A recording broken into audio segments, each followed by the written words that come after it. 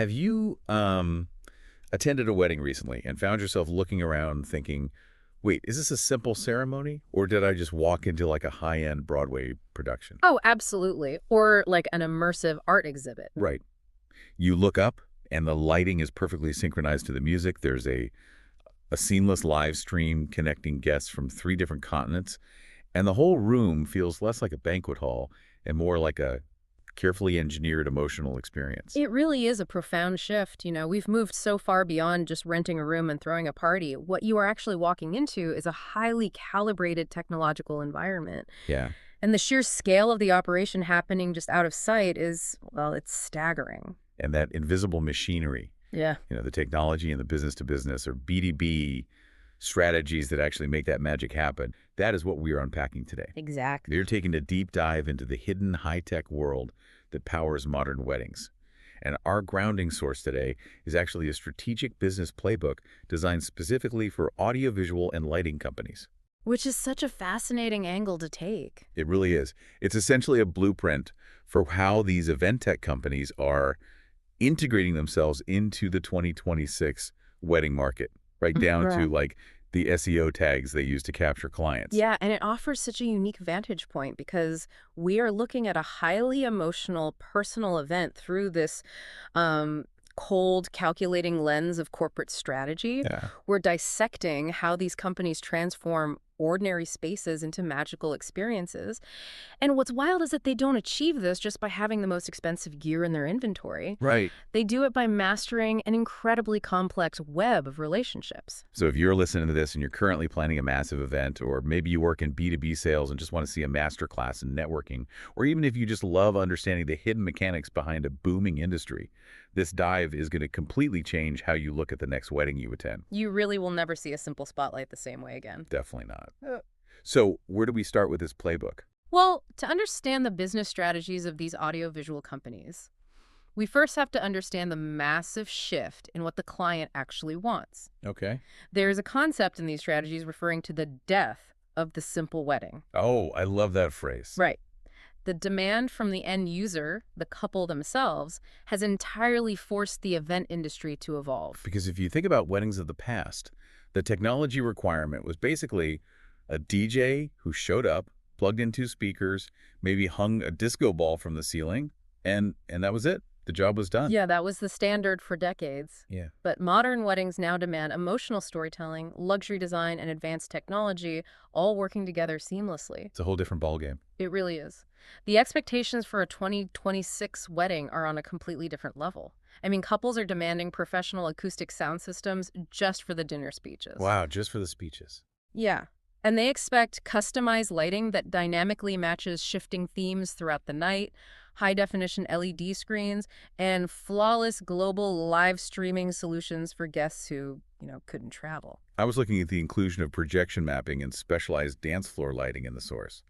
It requires the logistical precision of a mini Coachella, not just a DJ playing records. Exactly. But the psychological shift underlying all of this is what truly matters for the business side. AV companies can no longer operate as mere service providers who drop off a truck full of equipment, tape down some cables, and leave. Right, they can't just be the tech guys in the corner. No, not at all. Because weddings are such highly emotional, high-stakes events, these vendors have to position themselves as creative partners. They are actively using technology to manipulate the atmosphere of the room to guide the guests' emotions. So they aren't just lighting the room so people can see their dinner plates. They are crafting a vibe. Like if the couple wants the room to feel intimate and romantic during the first dance and then feel like a high-octane nightclub 2 hours later, the AV company is entirely responsible for executing that psychological transition. They are the architects of the event's atmosphere. But here is the critical business challenge. Because these technological demands are so incredibly high, AV companies cannot just sit back and hope that a stressed-out couple stumbles across their website on Google. Right, that's way too passive. The stakes are too high for the couple, and the equipment is far too complex to be sold like a simple commodity. Which naturally brings up their survival strategy. They have to lock down the real estate. Yes. They are embedding themselves directly into the venues. That's the key. Wedding venues are the absolute strongest source of recurring revenue for AV companies. We are talking about hotels, banquet halls, luxury resorts, outdoor locations, and dedicated event spaces. Sure. The ultimate overarching goal for an AV company is to achieve preferred vendor status at these locations. And to secure that status, the text says these companies have to provide consistent quality, hyper-professional communication, meaning rapid responses and detailed proposals, and they have to show up with an undeniable portfolio. Absolutely. They need to show venues before and after lighting transformations, high-quality videos, solid client testimonials. That's a heavy lift. It is. But wait, as a consumer, Yeah. when you go to book a venue and they hand you a preferred vendor list, and they say, you must use our lighting guy, you must use our caterer, I mean, that feels like a restrictive monopoly. It does. It feels like you're being boxed in. Is this system actually benefiting the couple, or is it just a way for these businesses to protect their turf and lock in profits? That is a very natural reaction. It absolutely feels restrictive on the surface. But if we connect this to the broader logistical reality of the event, it really is a mutually beneficial ecosystem. Okay, how so? Think about the sheer technological complexity we just discussed with projection mapping and custom LED walls. If a venue allows a couple to bring in an unknown, unvetted AV vendor off the street to set up a massive production, the risk to the property is astronomical. Like overloading the circuits and blowing the venue's electrical grid. That happens way more often than you'd think. Or an inexperienced tech damages the historic property. Or they just fail to deliver on the aesthetic, which then makes the venue look terrible to the hundreds of guests in attendance. Right, which hurts the venue's brand. Exactly. When a venue has a preferred AV partner, they are recommending someone they trust implicitly. They know the specific company understands their power limitations down to the amp, they know the ceiling heights, they know the acoustic quirks of the ballroom. So it's a safety net. It is. The AV company gets that sweet recurring referral, which is great for their bottom line. But the couple gets absolute ironclad reliability.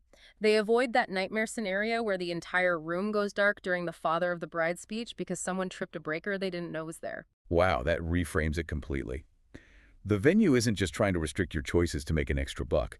They act as, like, an air traffic controller, trying to guarantee that the building actually survives the event. Yes. And that you survive the event without a public meltdown. Risk mitigation is the unspoken language of successful B2B relationships. But the venue is really just the first hurdle. Really? Yeah, once the AV company has successfully embedded themselves with the property, they quickly realize that the venue is just the concrete walls.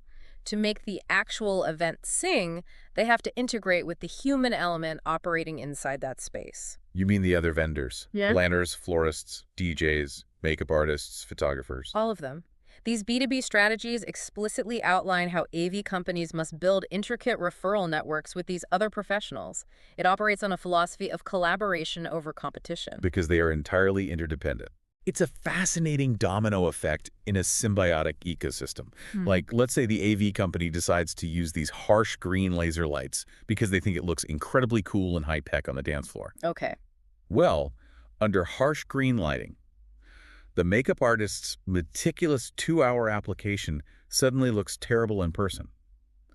The bride literally looks seasick. Which is a catastrophic outcome for the makeup artist's reputation. And the dominoes keep falling. The photographer's incredibly expensive shots are completely ruined because everyone in the room has a green hue. Yep.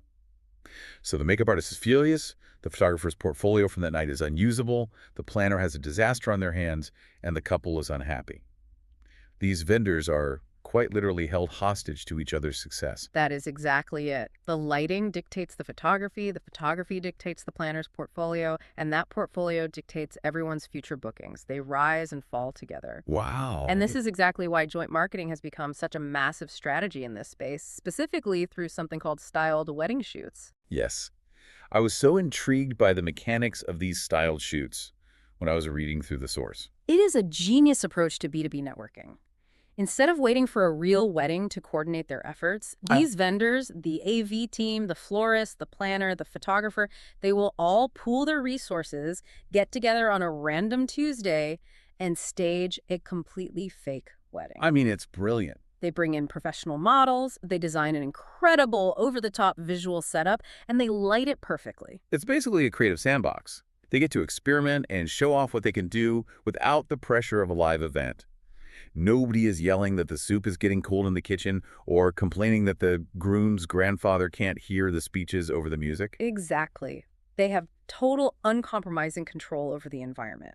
Mm. And the output of this styled shoot is a treasure trove of highly polished professional content that they all share. Right, for their socials. Yes, they execute Instagram collaborations, LinkedIn networking posts, YouTube event showcases, targeted features on wedding blogs. Oh, wow. They are building a shared visual portfolio that elevates everyone's brand simultaneously in the eyes of future clients, all while proving they can work together flawlessly. So you aren't just selling your moving spotlights.